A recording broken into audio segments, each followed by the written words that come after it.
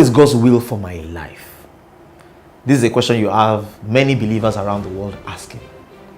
But honestly, if you study God's word, you'll realize that that question is not wise.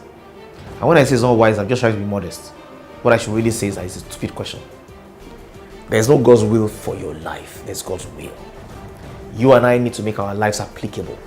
What we have is a consumer-oriented gospel that has made everybody think about God's word in terms of themselves, not about God.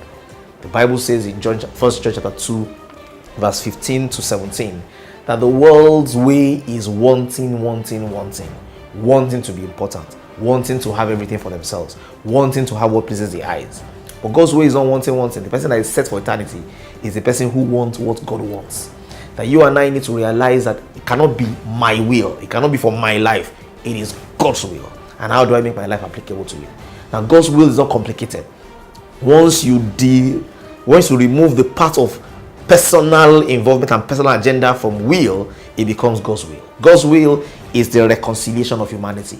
The will of God is that all men that Christ has died for can come to salvation. The price has already been paid. All that remains to be done is reconciliation. Everything needs to move back into the account of God because they've been prayed for. How does that happen? That's God's will.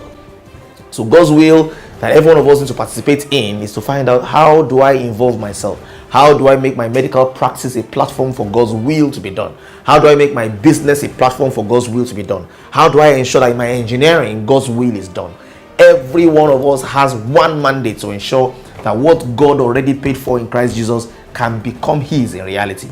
You and I need to share the gospel. You and I need to use every opportunity we have to relate with people to show them the way to link them back to God, because that's His will.